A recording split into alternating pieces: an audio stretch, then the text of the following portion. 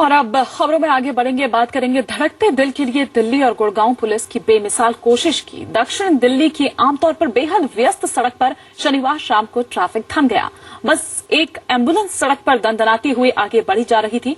एक एम्बुलेंस में धड़कता हुआ दिल दरअसल था, जिसे उसे गुड़गांव के सेक्टर 44 से 32 किलोमीटर दूर ओखला के फोर्टिस एस्कॉर्ट्स हार्ट इंस्टीट्यूट में 40 से भी कम मिनट में पहुंचाना था। ट्रैफिक पुलिस और लोगों की मदद से यह मिशन सिर्फ 21 मिनट में पूरा कर लिया गया।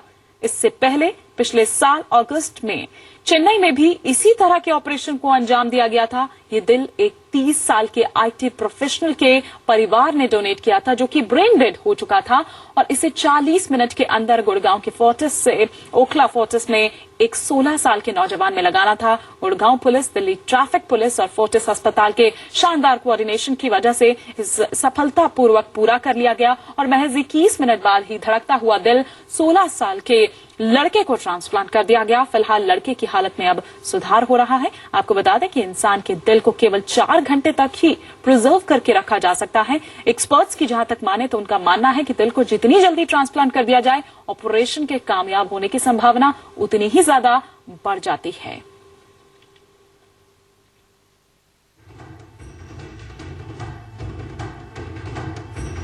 दिल्ली ट्रैफिक के स्पेशल पुलिस कमिश्नर से खास बात की हमारे सहयोगी अमित पांडे ने। क्या कुछ उन्होंने बताया, आइए सुनते हैं। हमारे साथ दिल्ली ट्रैफिक पुलिस के स्पेशल कमिश्नर मुकेश चिंगर जी मौजूद हैं। हम इनसे बात करते हैं। इस तरह के इवेंट के लिए हमने पहले तैयारी कर रखी थी। एक बार पहले ड्राई रन भी किया था, तो ट्रैफिक पुलिस को जानकारी थी कि इसको किस तरह से हमने एग्जीक्यूट करना है।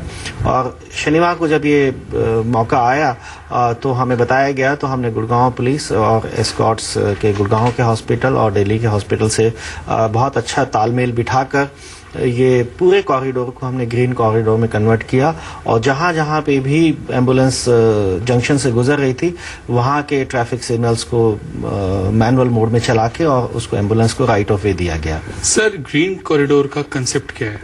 ग्रीन को तमाम किस्म के जो इमरजेंसी व्हीकल्स हैं, जिसमें एम्बुलेंस खास तौर पे, इनको हक है कि जब ये किसी क्रिटिकल कंडीशन में पेशेंट को लेके जा रहे हैं, तो मोटर व्हीकल एक्ट के जो रूल्स हैं उसके तहत इनको राइट ऑफ वे दिया गया है।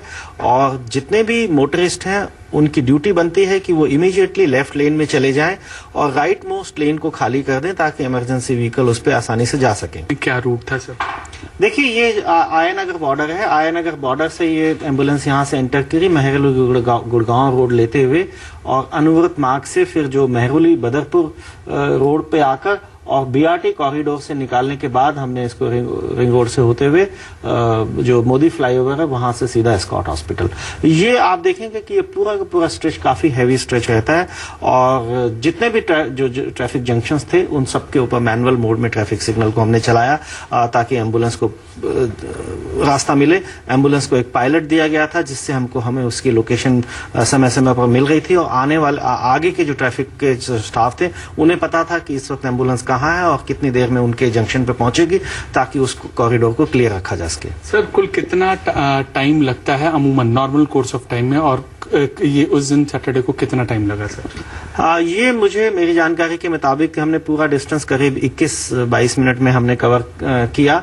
और इस रूट पे काफी हैवी ट्रैफिक रहता है, रिंग रोड भी काफी हैवी रहता है। यूजुअली इस पे 1.5 से 2 घंटे भी लग सकते हैं ट्रैफिक सिचुएशन को देखते हुए। दूसरा ये कि दिल्ली की जनता को ये समझना चाहिए कि किसी की जान बचाने के लिए ये बहुत जरूरी है कि उसे एम्बुलेंस को जाने का रास्ता दिया जाए, और थोड़ी बहुत इनकन्वीनियंस अगर बाकी लोगों को होती भी है तो मैं समझता हूँ कि ये जायज है।